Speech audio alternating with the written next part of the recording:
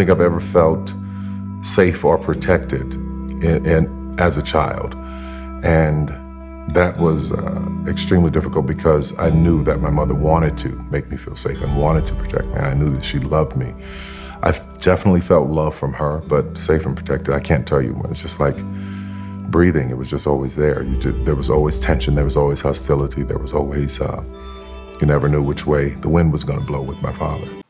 You know, Tyler and I are friends and we talk a lot, but it wasn't until last night when I was talking with the producers about the story that I first heard that you had been beaten so badly that one time you blacked out for 3 days. It was around, you know, my father, he played all these mind games with me. And there was a door in my bedroom, and there were 6 panels in the door, and the top 2 panels were glass, and it was broken at the bottom. And then the hole is about this big, and he would stand there staring at me for hours. And I didn't know it. I would be reading a book or something or playing, and I would look up, and I see these greenish gray eyes just staring at me. It was horrifying to me. And he played these mind games with me. This one in particular, he wanted me to change a tire. And I could not change the tire. And my mother comes out and she's trying to help me change this tire. And she calls my uncle to come and help. And he's standing on the wrench and he can't get the bolts loose. So I have to go in the house and tell him that I can't change the tire. My mother's standing there. She's like, she doesn't know what to do. So I go in and I tell him, and he went into a rage. And he comes back and he puts the thing there to change the tire, and he couldn't get the bolts off because they were rusted. And he looked up at me, and there was a smirk on my face. And all I remember is him tackling me. And I remember holding on to a chain link fence, and I'm holding so tight, my hands are bloody as he's hitting me. And I'm holding, just trying to hold on for my life. And I feel myself trying to get to that place, trying to get to the park. In your mind? In my mind, I'm trying to get to the park so I can deal with this. And I can't. I couldn't get there. And I was so enraged about it. And I kept trying and trying. And when I finally I saw the grass coming in my mind, I see myself running from me. Wow. And I couldn't get the little boy.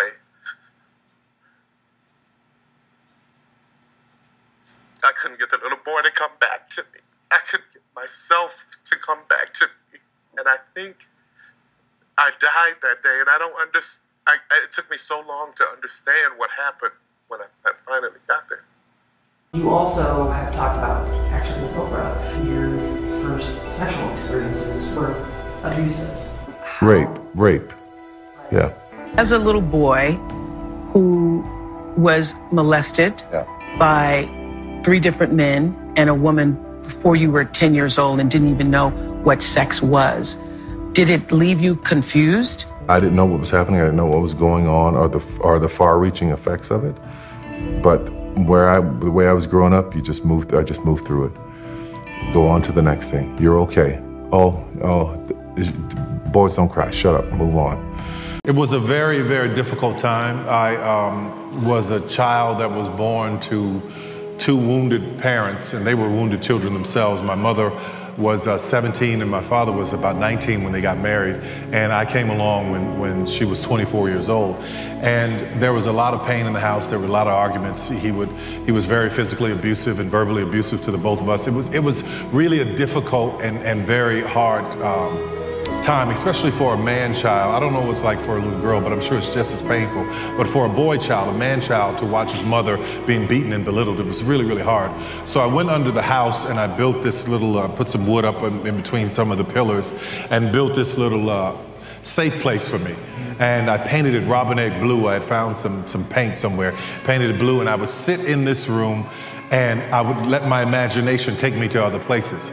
I would just be somewhere running through grass and trees while I'm listening to all of the pain and all of the heartache up above me in the floorboards. So it was a very difficult time. But the beauty in that moment, and I say this to people all the time, is that I know that all things work together for your good. When I am writing a script or a movie, or writing the Have and Have-Nots, or if Loving You Is Wrong, or writing any of these shows or movies, in my imagination, I go to a place where I'm in that world. And that was formed and born inside of all that pain. So the little boy's imagination is where the man goes now to feed his dreams. So it's a beautiful thing when you know that all things are going to work together for your good. That's where my gift to write came from. It was in the heartache, in the hell, in the pain, in my mind, no matter what was happening to me, be it sexual abuse, whatever was happening at the time, in my mind, I could go and be somewhere else. Now, looking at where I am now, that's where I go to write. People, Oprah calls me a savant, in all affectionately, because I'll sit and I'll write the 25 episodes of the shows in 2 weeks. She's like, how do you do that? How do you sit and do that? And it's because of that happening to me as a child, using my imagination. I could create these worlds and stay there for hours. It's like I'm a spectator in these beautiful, amazing worlds. So that's why I'm able to write so quickly. That's why I'm able to do things so quickly. It's going back to the trauma, using the trauma of that, and now it's become a gift. Maya Angelou once said, each one of us has lived through some devastation, some loneliness, some weather superstorm or spiritual superstorm. When we look at each other, we must say, I understand. I understand how you feel, because I have been there myself. My great friend, filmmaker, and philanthropist, Tyler Perry, personifies empathy. Tyler knows what it is to be hungry, to be without a home, to feel unsafe and uncertain. So when he buys groceries for 1,000 of his neighbors, supports a women's shelter, or quietly pays tuition for a hard-working student, Tyler is coming from a place of shared experience. Tyler paid for the funerals of the Black men whose names were on the placards at marches. In Atlanta, where his film studios employ thousands, he created Camp Quarantine, making it possible to safely continue making a living.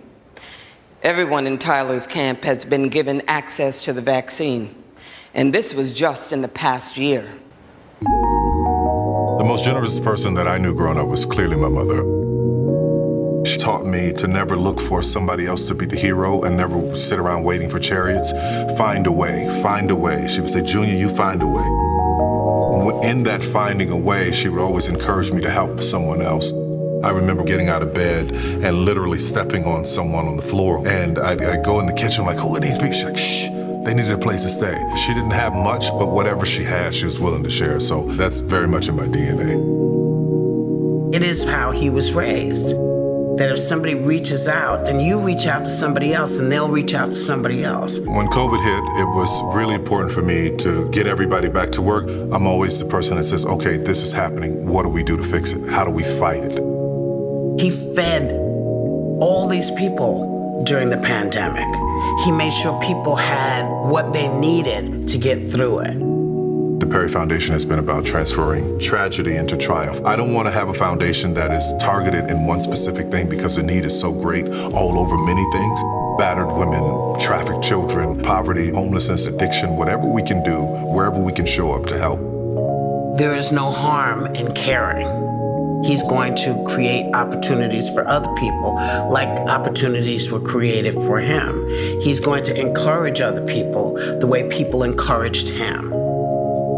When you've been given a voice, there's a huge responsibility to use it in a way that sustains change. So he created a living legacy that keeps on giving. What's better than that? This man exemplifies the best you could ask from any human, and that is to care about your fellow human beings. It goes back to my mother, Junior, find a way, find a way. When we had the big flood in Houston, one of the first calls I got was from Tyler Perry, and he gave a very generous gift to help the people of Houston. So on behalf of all the Houston people that were affected by the flood, we thank you for it. Thank you for your heart of gold, and just Tyler lives what he, I was going to say he lives what he preaches, but you're not a preacher, but you just exemplify, giving back and just being a person of inspiration. But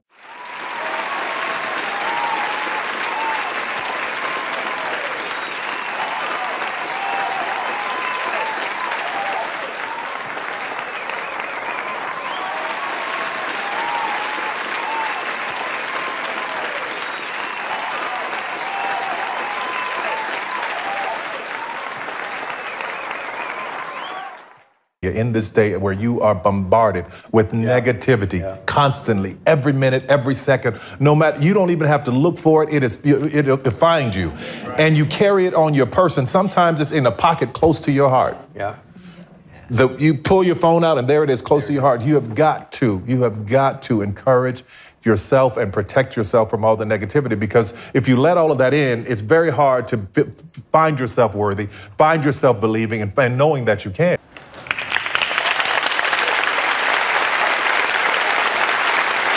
Tyler, I know you never do what you do for thanks, but I am grateful for the countless ways you work to make ours a better world. It is my honor to present to you the Jean Hersholt Humanitarian Award.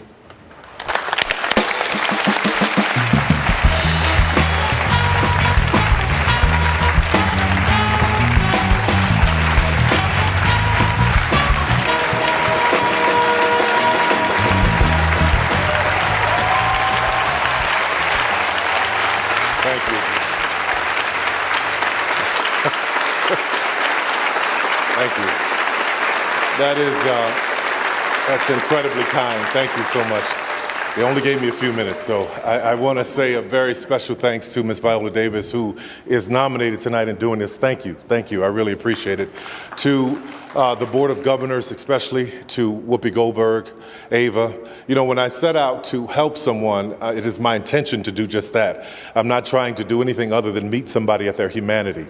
Like, case in point, this one time, I remember maybe it was about 17 years ago, I rented this building and we were using it for production. And I was walking to my car one day and I see this woman coming up out of the corner of my eye and I say, she's homeless, let me give her some money. Judgment. I wish I had time to talk about judgment. Anyway, I reach in my pocket and I'm about to give her the money. She says, "Excuse me, sir, do you have any shoes?" It stopped me cold because I remember being homeless and having one pair of shoes and they were bent over at the heel. So I was like, yeah. So I took her into the studio. She was hesitant to go in, but we went in, we go to wardrobe and there are all these boxes and everything around the walls and fabrics and racks of clothes. So we ended up having to stand in the middle of the floor. So as we're standing there, wardrobe, we find some shoes, we help her put them on. I stand up, I'm waiting for her to look up. And all this time she's looking down. She finally looks up, she's got tears in her eyes. She said, "Thank you, Jesus. My feet are off the ground." In that moment, I recall her saying to me, "I thought you would hate me for asking." I'm like, how can I hate you when I used to be you? How can I hate you when I had a mother who grew up in a Jim Crow South in Louisiana, rural Louisiana, right across the border from Mississippi, who at 9 or 10 years old was grieving the death of Emmett Till. As she got a little bit older, she was grieving the death of the civil rights boys and the little girls who were in the bombing in Alabama. She grieved all these years. And I remember being a little boy and coming home, and she was at home, like, "What are you doing at home? You're supposed to be at work." She was in tears that day. She said there was a bomb threat, and she couldn't believe that someone wanted to blow up this place where she worked, where she took care of all these toddlers. It was the Jewish Community Center. My mother taught me to refuse hate. She taught me to refuse blanket judgment. And in this time, and with all of the internet and social media and algorithms and everything that wants us to think a certain way, the 24-hour news cycle, it is my hope that all of us would teach our kids, and not only to remember, just refuse hate. Don't hate anybody. I refuse to hate someone because they are Mexican or because they are black or white or LGBTQ. I refuse to hate someone because they are a police officer. I refuse to hate someone because they are Asian. I would hope that we would refuse hate. And I want to take this Jean Hersholt Humanitarian Award and dedicate it to anyone who wants to stand in the middle, no matter what's around the walls, stand in the middle, because that's where healing happens. That's where conversation happens. That's where change happens. It happens in the middle. So anyone who wants to meet me in the middle, to refuse hate, to refuse blanket judgment, and to help lift someone's feet off the ground, this one is for you too. God bless you, and thank you, Academy. I appreciate it. Thank you.